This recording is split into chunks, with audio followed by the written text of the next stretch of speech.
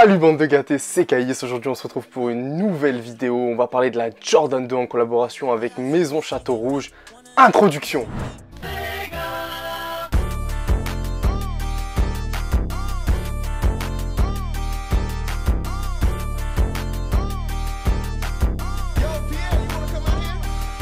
Du coup les gars, avant de parler de la collaboration entre Jordan 2 et Maison Château Rouge, on va parler de l'histoire très rapide de la Jordan 2. La Jordan 2 elle est sortie en 1986, elle précède la fameuse Jordan 1. Il faut savoir que la Jordan 2 avait dû subir d'énormes changements car Michael Jordan s'est blessé au pied au cours de sa deuxième saison. La paire a été designée par Bruce Kilgore qui a eu la lourde mission de remplacer les semelles intermédiaires en caoutchouc qui étaient des semelles classiques par des semelles plus souples pour un meilleur amorti. Le succès de la Jordan 2 fut immédiat à sa sortie alors que la paire avait dépassé la barre symbolique des 100$ pour la première fois au vu de la qualité et de l'endroit de fabrication, sachant que la Jordan 2 a été fabriquée en Italie, contrairement à la Jordan 1 qui a été fabriquée en Asie. Cette nouvelle avait été plutôt bien accueillie à l'époque, les gens avaient donc l'impression de pouvoir associer une paire de luxe avec une paire sportwear. D'ailleurs on a beaucoup aperçu Jordan en soirée avec les Jordan 2, et c'est un peu comme à l'image de la Jordan 11, une paire pour jouer et en même temps pour sortir. Bon les gars, j'ai assez parlé, place maintenant à la dinguerie du jour, cette collaboration qui va être magnifique entre Jordan 2 et Maison Château Rouge, on y va.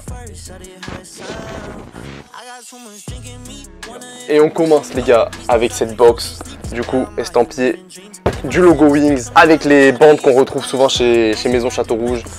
La box du coup est jaune, beige et marron, ça nous rappellera forcément la paire. On retrouve le size tag ici, les inscriptions Maison Château Rouge ici, Made in Vietnam pour la box, les logos Nike avec le swoosh et les scarifications qui vont être également sur la paire et qui étaient présentes sur la Jordan 1 Maison Château Rouge.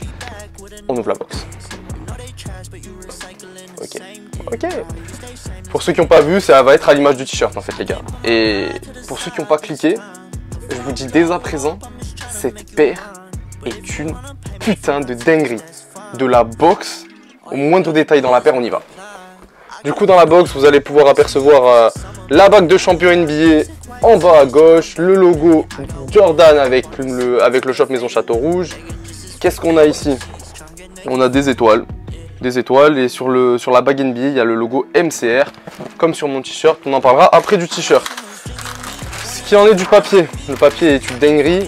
La paire en elle-même va être un mélange de plusieurs cultures. Il va y avoir la culture africaine, ça c'est le shop Maison Château Rouge qui est comme ça, qui célèbre la culture africaine. Ça va être lié avec l'histoire de Michael Jordan, donc on a beaucoup d'images de Michael Jordan lors de sa première venue à Paris, et c'est mélangé aussi à la culture française, donc la culture du savoir-faire français, du beau cuir, de la mode française. Bon, ça aura échappé à personne, la première collaboration sur une Jordan 1 Mid a été un véritable bangers. La Jordan 2 est une paire compliquée, on sent que Nike est en train d'essayer de nous la ramener au goût du jour. Est-ce que selon toi, Maison Château Rouge sur une Jordan 2, ça peut nous refaire venir la mode sur les Jordan 2? Dis-moi-le en commentaire. Je sais pas, peut-être que je donnerai mon avis à la fin de la vidéo après avoir vu cette paire plus en détail, mais on y va de suite les gars. Voilà, cette magnifique Jordan 2 Maison Château Rouge. Donc déjà, à première vue, on a 3 paires de lacets supplémentaires, une jaune, une orange et une marron. Ça rappelle les couleurs de la paire. Et première chose, quand tu as la paire en main, elle est super quali. Le cuir est super épais. On retrouve donc tout ce qui a fait la force de Maison Château Rouge sur la Jordan 1, les surpiqûres au niveau de la languette, surpiqûres orange. On retrouve les surpiqûres qui vous feront penser peut-être à Off-White à ce niveau-là. Et il y a les mêmes de ce côté-ci. Et les surpiqûres ce coup-ci par contre, qui vont même jusqu'au lacet de la paire. Et ça c'est quand même assez satisfaisant. Pour le reste, on a différentes teintes de cuir.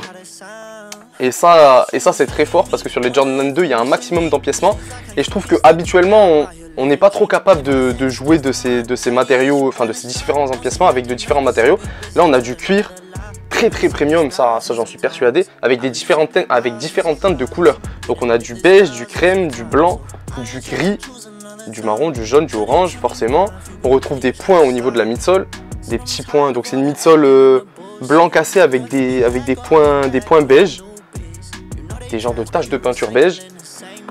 Le logo Wings sur la languette qui ne bouge pas, la languette très épaisse. Au niveau de la languette intérieure, on retrouve le United Youth International, c'est le blaze de la collection. Donc toute la collection s'appellera comme ça. Les scarifications à ce niveau-là de la paire, je sais pas si vous le verrez bien, mais ça, ouais on le voit, ok on le voit. Ça rend super quali la paire, donc on l'a des deux côtés. Voilà les gars, c'est magnifique. On retrouve le logo Nike sur le talon. De l'autre côté, on a le logo Maison Château Rouge. Tac, Maison Château Rouge, voilà. Et honnêtement, la paire est magnifique au pied. Et je pense que c'est un véritable hommage à Michael Jordan qui voulait porter cette paire en soirée également. Et là, quand tu la vois dans les mains, t'as l'impression que tu peux partir en soirée derrière. Tu mets un petit pantalon crème avec ça et tu pars où tu veux. Tu pars clairement où tu veux avec ça. On a plein de petits détails. Même ici, ça nous fait vraiment penser à la culture africaine.